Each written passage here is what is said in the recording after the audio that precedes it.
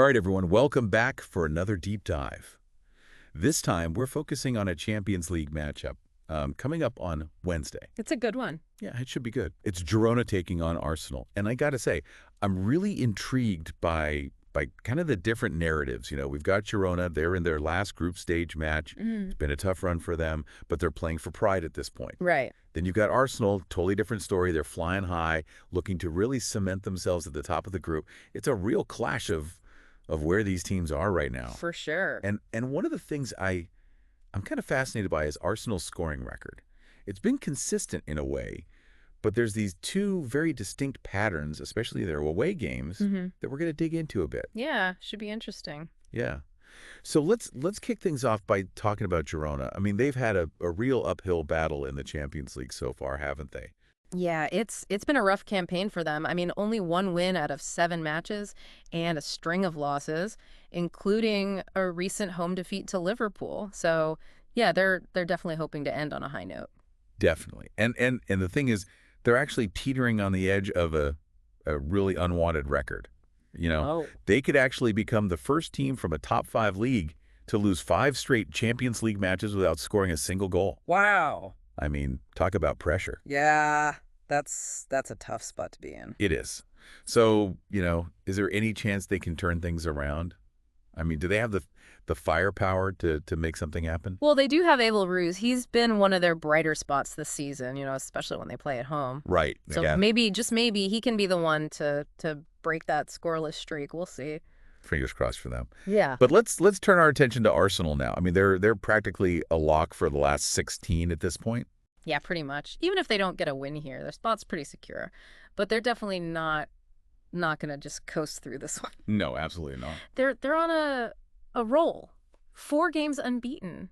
And their away form this season has been something else. Yeah, I was gonna say it's not just that they're winning; it's the way they're winning. You know, like that match against Wolves, for example. You know, they were down to 10 men after that red card, but they dug deep. You know, really showed some grit.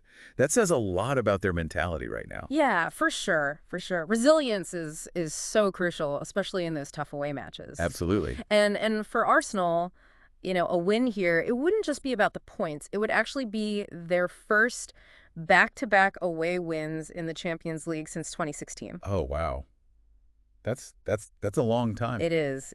So yeah, there's definitely some historical significance on the line for them too. For sure. So we've talked about kind of the overall team situations, but I think, you know, let's shift gears and talk about some of the individual players. I mean, are there any standout performers that we should be keeping a close eye on Wednesday? Absolutely. Yeah. On Girona's side, like we mentioned before, you got to watch out for Abel Ruiz. He can be a real threat, especially in front of his home crowd. Yeah.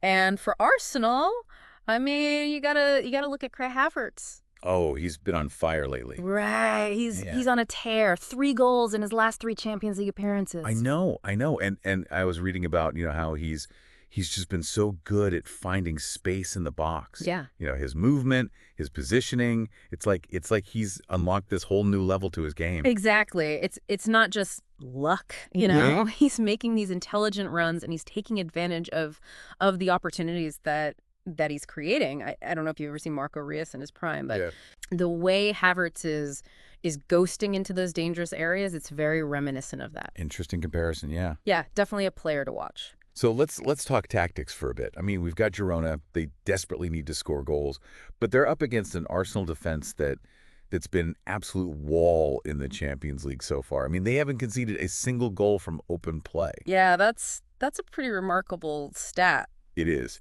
So is that a sign of, you know, just incredible defensive solidity, or have they been getting a bit lucky, you know? I think it's a bit of both, you know. Okay. Their back line is organized, there's no doubt about that. And their goalkeeper has been, you know, rock solid. But I do think they haven't really been truly tested by a team that is just absolutely desperate to score. And that's where Girona might be able to find a crack. Yeah, especially given this crazy stat that we dug up Right. Arsenal, in their last 8 away games, they've either scored 3 or more goals or just 1.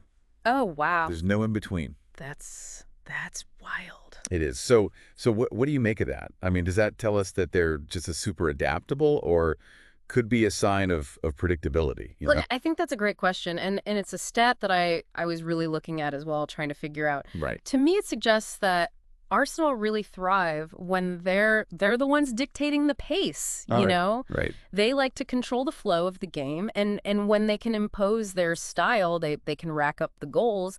But when a team is able to kind of disrupt that rhythm, force them to react instead of dictating what's happening on the pitch, they seem to struggle to really find that breakthrough. Right. So basically, if Girona can kind of get under their skin a bit, Yeah. force them out of their comfort zone, they might have a chance here. But if they give Arsenal too much space to operate, it it could be a long night for them. Couldn't agree more. Yeah. It really comes down to Girona's tactical approach. Do they kind of sit back, absorb pressure, and hope to hit on the counter, or do they take the game to Arsenal and try to force those errors? It's a really fascinating tactical battle brewing here. It is. It is. So we've got the underdog story with Girona.